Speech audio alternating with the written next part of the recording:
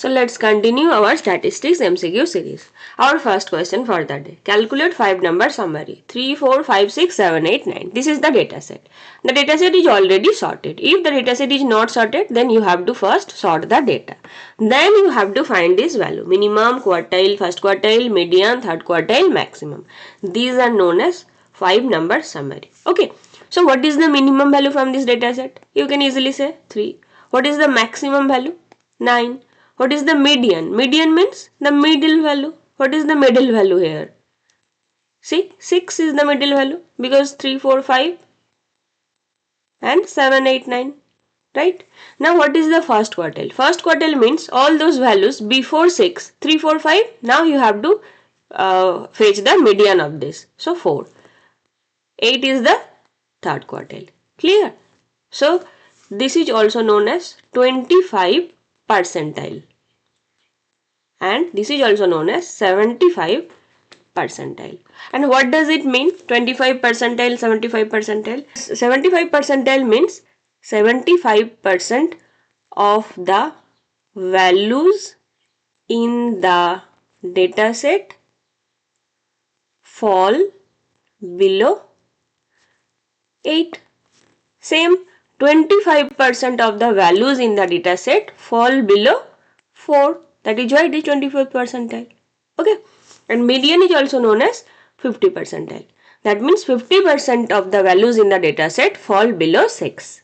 Clear? So you understand the spread of the dataset.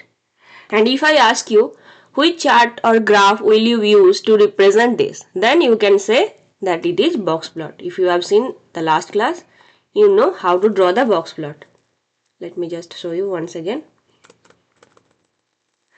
This is how box plot is shown.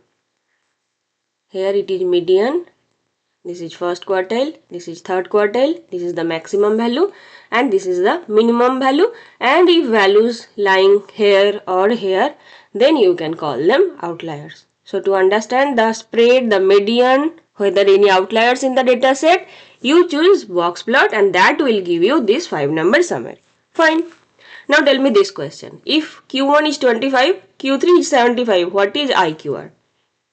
See, this is Q1, this is 25, this is Q3, this is 75. What is IQR? IQR means inter-quartile range. From the name you can understand that you are calculating what is the range of this interquartile. So the range is 75 minus 25, that is 50. Okay, so you understand the whole concept. Okay, now the next question. In a right skewed distribution, mean is greater than median, median is greater than mean, median is equal to mean. First tell me what is mean, what is median. Mean means for any data set, let's say 2, 4, 5, 9, 10. What will be the mean value? Mean is 2 plus 4 plus 5 plus 9 plus 10 divided by 1, 2, 3, 4, 5. So it will be 6, 11, 20, 30. So it will be 6. Okay. What is the median value? Median value is the middle value. This is the middle value, right?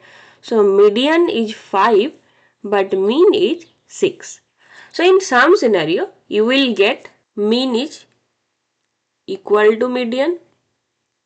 Sometimes mean greater than median and mean less than median. But why?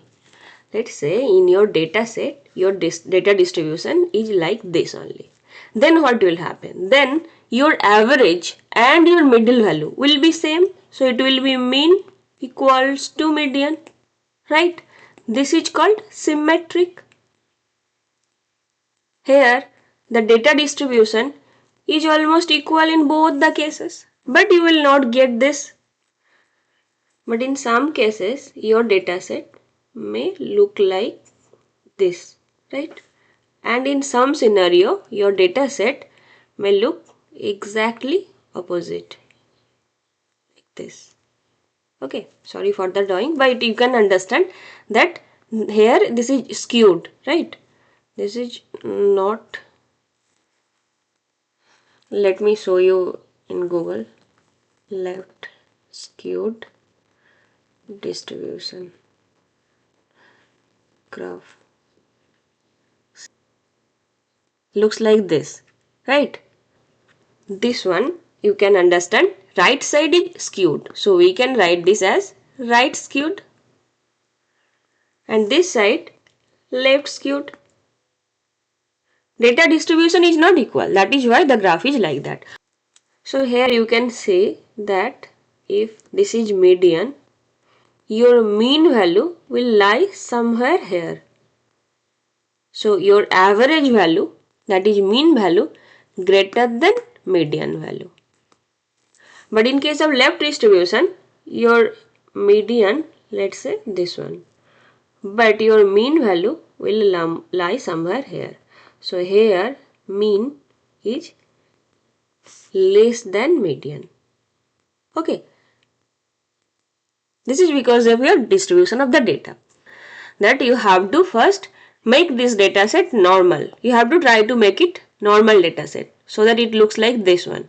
Then only you can apply some algorithms. Otherwise it will give you some skewed result. Okay.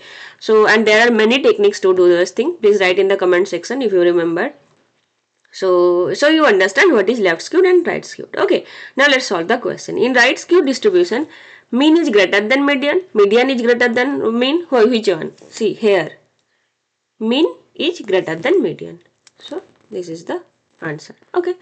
Next question. Left skewed distribution. Exactly opposite. Median is greater than mean. Okay. Now this is the question. A data set has a mean of 45, median of 55. The distribution is most likely. So you can see that here median is greater than mean, right?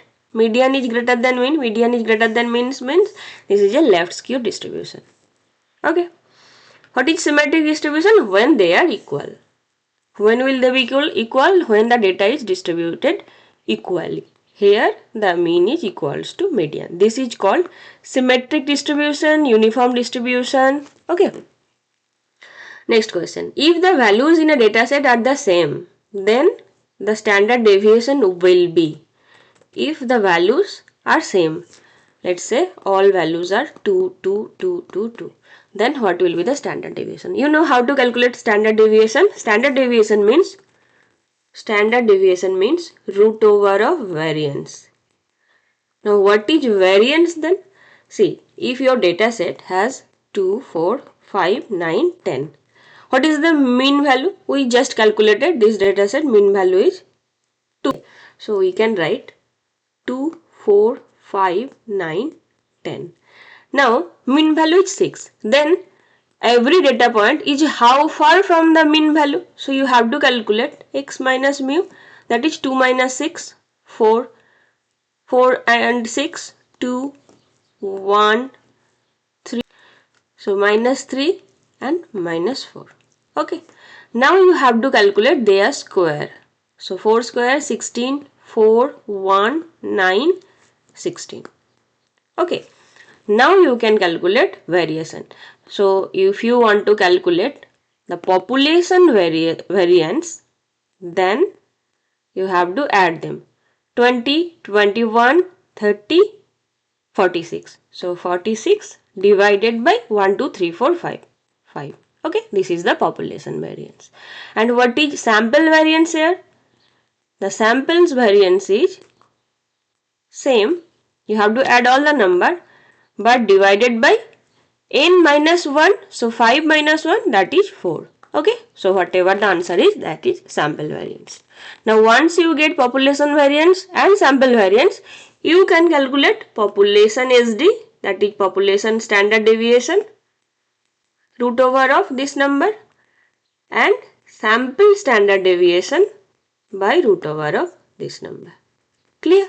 So how you calculate variance? First you have to calculate the mean value, then you have to find the distance, because let's say your data set looks like this. This is the mean value. So you have to calculate how far is every data point from the mean, that is your variance, that is varying, right?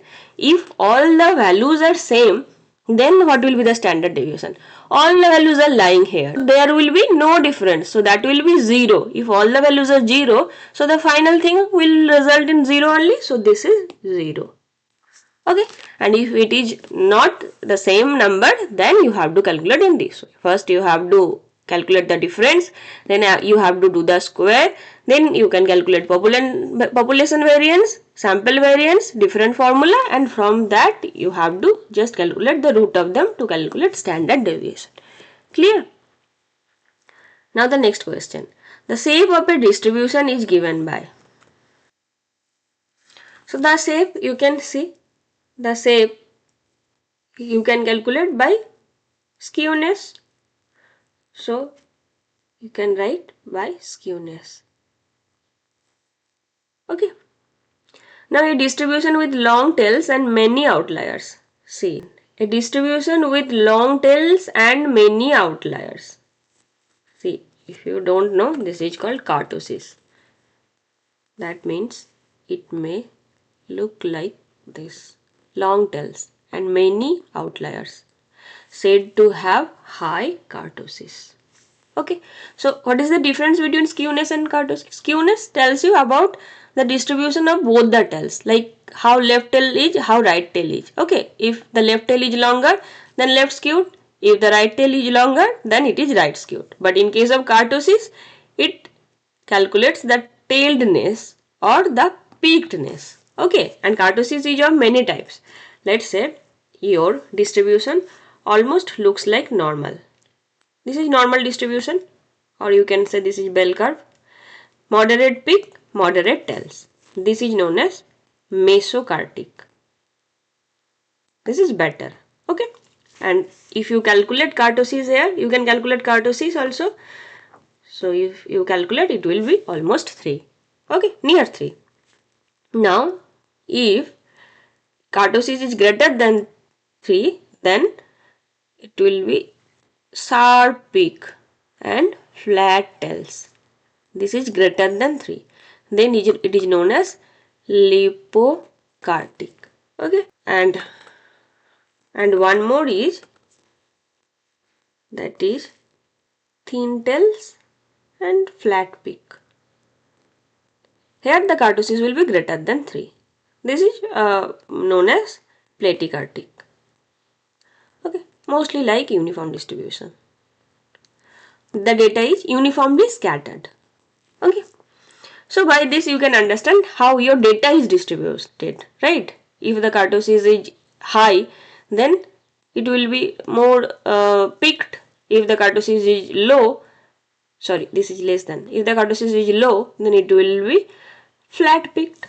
Okay, this is called kurtosis. Okay, so what is the difference between kurtosis and skewness? Skewness compares both sides. If it is like this, then left tail is longer, so left skewed. The opposite one, right tail is longer, right skewed. But here you are comparing tail with peakedness. Okay, so kurtosis is about tailedness with peakedness. Clear? How heavy or light the tails of a distribution are compared to a normal distribution. Normal, that means kurtosis will be 3. Greater than 3, that means lipokartic. Less than 3, that means platykartic. Clear? Now this one, we have already done this one. 2, 4, 5, 9, 10. Calculate population variance, calculate standard deviation. See this one. Okay, done for the day. Bye, happy learning.